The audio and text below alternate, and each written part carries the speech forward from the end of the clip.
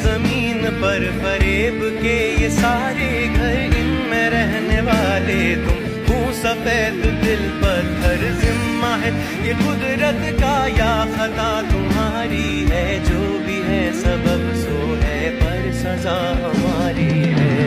বিগত 3-4 দিনে আপনার প্রায় 4-5টা আপনার ধর্ষণের নিউজ দেখলাম, একদম বাচ্চা বাচ্চা শিশু।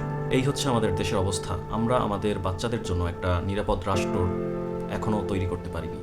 এদেশে ধর্ষণ হয়, এদেশে ধর্ষণ করার পর হত্যা করা হয়, কিন্তু এদেশে ধর্ষণকারীর বিচার হয় না।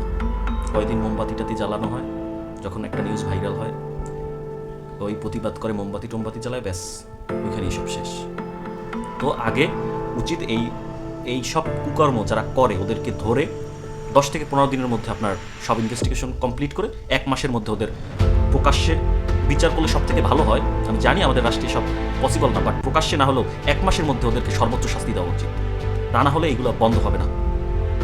একটা শিশুর আর্তনাদ, একটা মায়ের আর্তনাদ, একটা ফ্যামিলির, এই যে আপনার যে ফ্যামিলির একটা মেয়েকে এই ধরনের করা হয়, তার সাথে জুলুম করা হয়, যে ফ্যামিলির মেয়েকে এইভাবে করার পর হত্যা করা হয়, ওই ফ্যামিলিটার উপর কি যায়?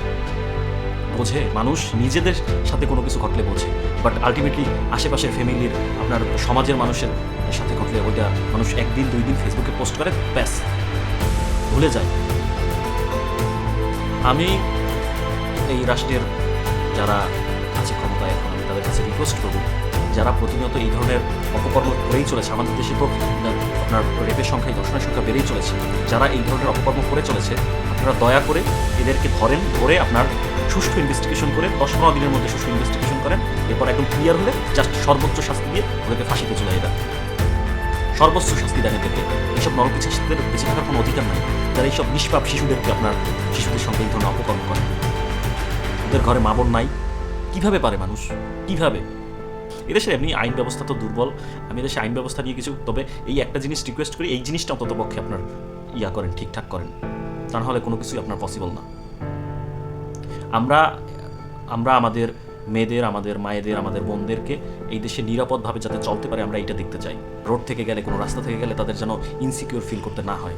এইরকম একটা রাষ্ট্র ব্যবস্থা আপনারা, এরকম একটা সমাজ ব্যবস্থা তৈরি করুন, যাতে এইসব কুলাঙ্গারদের বিচার এমনভাবে করেন যাতে নেক্সট টাইম এই ধরনের কেউ অপকর্ম করার মানে চিন্তাভাবনাও মাথায় না আসে। করা তো দূরের কথা, চিন্তাভাবনাও যাতে মাথায় না আসে, এটি আপনাদের কাছে রিকোয়েস্ট করব।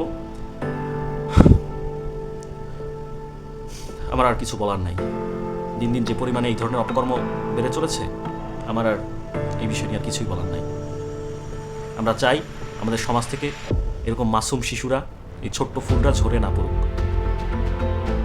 আমাদের মা বোনরা যেন সুরক্ষিত থাকে পুরো বাংলাদেশ জুড়ে, বাংলাদেশের প্রত্যেকটা জায়গায়, ঘরে এবং বাইরে যেন সুরক্ষিত থাকে, এইটাই কামনা করছি।